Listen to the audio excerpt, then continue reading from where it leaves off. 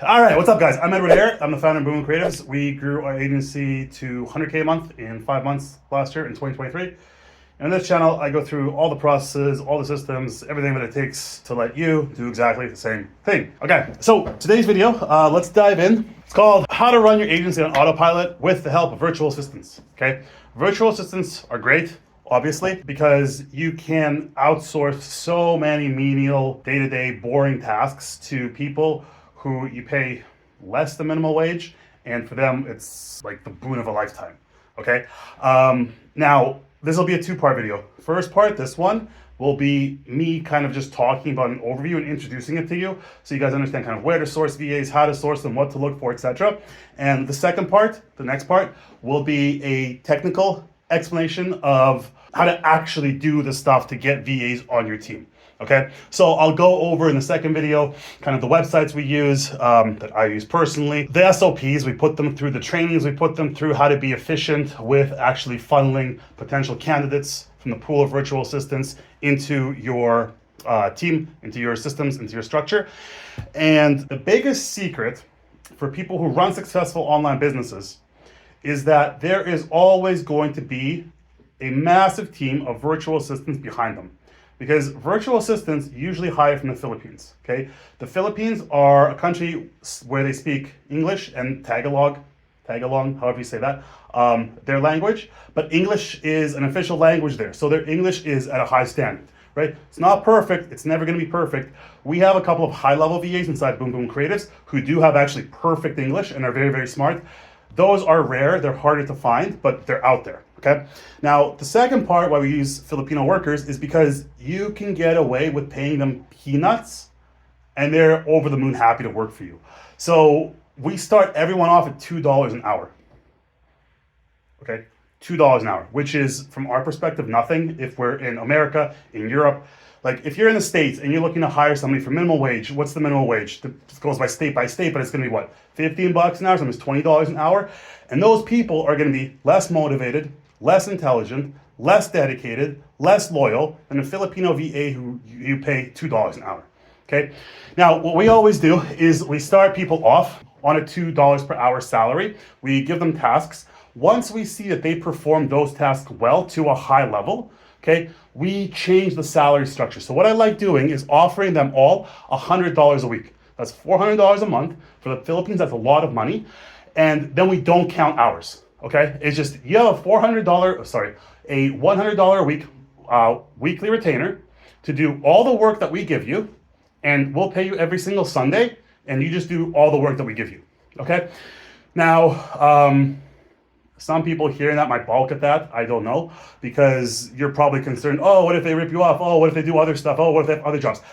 It doesn't matter to me if they have other jobs, as long as they fulfill the work and they complete the work that I give them on time and promptly. Like, they can have 5 jobs for all I care, as long as mine is number one priority, okay? That's the logic and the thinking behind a retainer. And it gets easier, actually, a lot easier, just to pay them, a flat weekly salary, just to do all the stuff that they've already shown you they can do. Then having to track hours and go $2 per hour, whatever, then use a time tracking tool on the computer for all their tasks. Then you have to oversee that, see if they're doing a good job, see if they're actually working during those hours. And like, to be honest, anyone is gonna try to cheat when they're kind of left on their own like that on an hourly rate. They'll try to artificially inflate the hours they say they're working, okay? I will give you a story. We had this great VA, his name was Carlos, and he was doing the initial messaging for us. So he was our first real, like, high quality messenger, okay? So going on Instagram, doing all the follow-ups, talking to people who reply, et cetera, funneling them into accepting a Loom, and then getting on a call afterwards, okay? So when he started work, he was like, a couple things. So first of all, we started him at $2 an hour, just like I said, okay? And after I saw he was doing good, high quality work for about 3-4 weeks, I said, hey, Carlos, look, you know what you're doing? He's like, yeah. I'm like, great. I want to promote you to team leader so that you teach other VAs under you how to do the same thing you're doing. He's like, okay, awesome. I would love that. And I'm like, and yeah, we'll double your salary to $4 an hour because you have the role of what you do and you have the role of training everybody under you. He was like, fantastic. Okay. So at the start, for the first few months, he was actually doing a great job because he was, oh, to be honest, There's always some cheating involved, but you have to accept that. It's part of the game, right? So he was logging six days a week and 12 hours a day working for us. Now, we were using a time tracking software, so I could actually see what he was doing. Two good ones are Insightful and Multitask. And again, I'll go over all that technical stuff in the next video. But those are really good ones to monitor remote team members to see what they're doing. It takes screenshots at random intervals of their computer. They clock in, it starts the screenshots, random times. You can see what they're doing. It logs their productivity. Each one has their own algorithm, what they base that on. But at the end of the day, it just doesn't really matter what the algorithm is as long as you see the consistency, right? So Carlos, at the start, he was about 80 to 90% efficient according to Multitask, okay? So 80 to 90% of his time, he was doing something on the computer.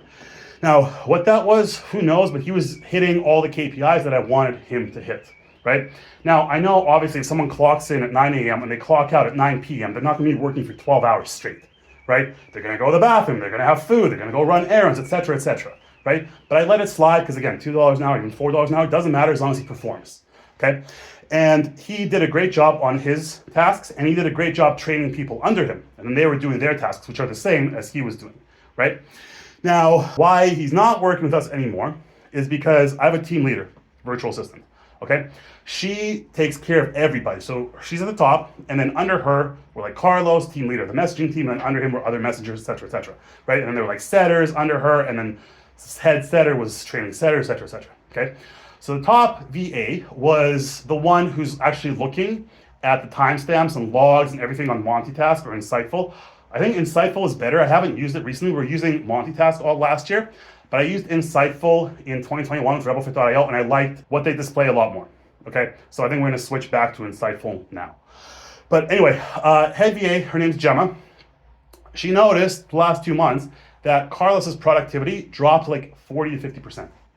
So he was still clocking in, let's say 9 a.m., clocking out 9 p.m., and I know he's not working 12 hours straight, right? It's just like wink, wink, nudge, nudge, right? So that part's bullshit.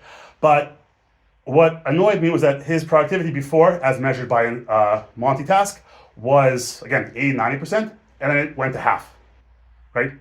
So that means that half the time he said he was working, as I was happy paying him $4 an hour for that work done before 89% efficiency, now he was doing half the hours and still logging 12 hours and getting paid every single week for the full 12 hours, okay? I talked to him, I was like, dude, what's going on? What happened? Why did this drop? He's like, no, it didn't drop, it's a mistake. And then all this bullshit, just making excuses. So at the end of the day, I told him, look, you either make up the time that you burned and I paid you for, because if it's 40% efficiency, you owe me half the hours of every single day where you weren't doing stuff, right? Or just fuck off.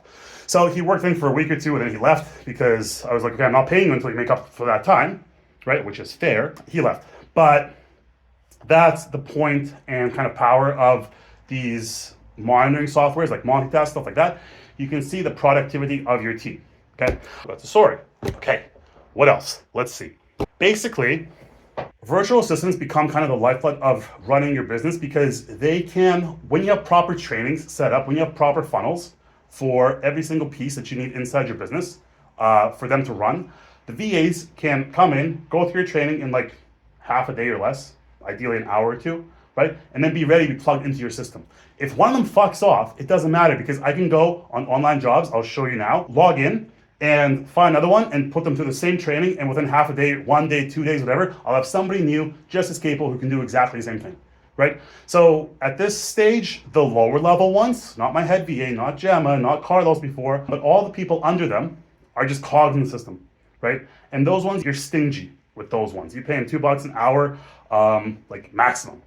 Okay, but the higher ones who you actually trust and you have a good relationship with, pay them higher, pay them more, keep them happy, keep them loyal. Gemma, we've been paying forever, and she doesn't even have any work right now. So I think since August, she's had like basically no work because we've rearranged systems, and I'm still paying her every single week just to stick around for when there is work coming up, right? So she's happy, we're happy, etc. I know I have a great worker who's loyal to me. Now, let me just quickly show you onlinejobs.ph. This is one of 5 or 6 sites that we use, but this is the one most people are most familiar with, so it's the go-to, okay, right now. So if we go here, you can see I have some job posts here. This is a new account. This is how we do the job posts. There's 2 basic ones, right? One says looking for high-level VAs for general business tasks, gamers, and accountants preferred. Now, the reason for that, gamers will have more powerful PCs. Okay, they'll have more powerful computers, so they'll be able to run the software that you need run. I don't actually care if they play games or not, right? Two accountants, they have a very logical mind, and in my experience, they have the best English, okay? Then as for a job post, I say this. We're looking for high-level VAs for our growing marketing agency. It's full-time work. We'll provide all the training. If you are a gamer, you automatically get placed first in line because the tasks you'll be given require speed above all else, right? So like messaging many people a day, okay? An accounting background is also very helpful because then we know you have a high level of attention to detail, right?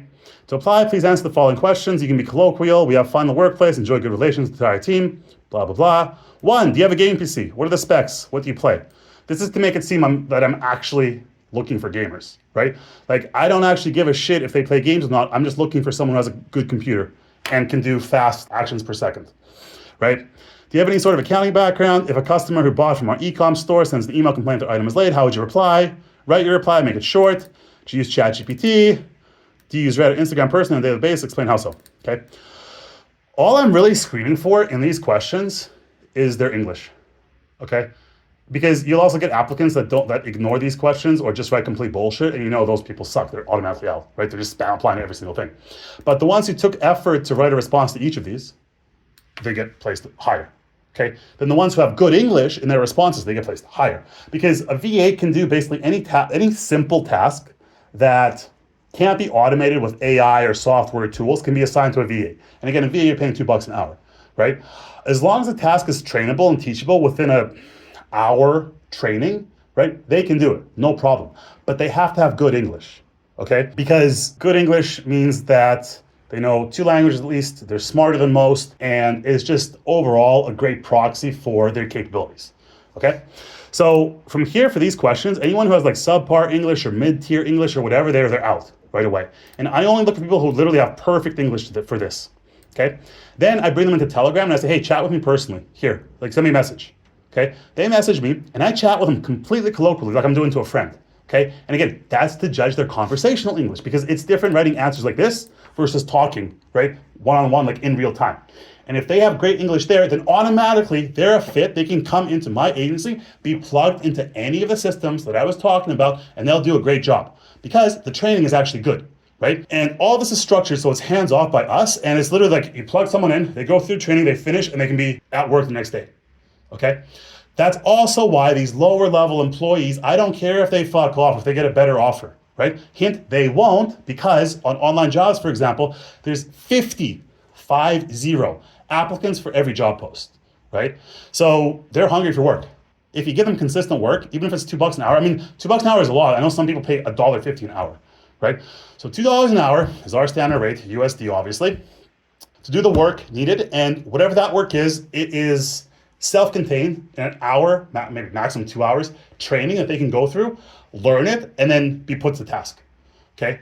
And that's basically it. You screen for intelligence via English, you screen for competence via accounting, you screen for, I don't know, general characteristics when you chat with them. And then if they're good, you put them through the systems and boom, off you go, right? And you have a new worker. So again, if someone fucks off, it doesn't matter because you just put someone else through the system again, right? Here's the other job. General VA with excellent English skills. Okay, let's go back because this one gets better responses, right? So you guys use something like this. Okay. The other thing, you write full-time work, salary $400 a month, training starting at $2 an hour, which is exactly what I said. Hours per week, put 60, and that's basically it. For skills, English proficiency is the only thing I care about, and this one's just random, right? And contact person, me, blah, blah, blah. This is my new account. And accounting, creative writing, like just accounting, English proficiency are the skills that you should put in here. Okay, and that's it. This is an excellent job post. This will give you high quality applicants for whatever role you need filled. Doesn't matter what it is, all right? So basically, that's a quick overview, just brain dump of why I use VAs, where to find VAs, how to plug them into systems. And the next video will be a technical overview of the systems we actually put virtual assistants through, how we hire them more hands-on, one of those flowchart things, so that you guys can see the process for yourself and apply them as needed for your agency. All right, that's it for me. Cheers.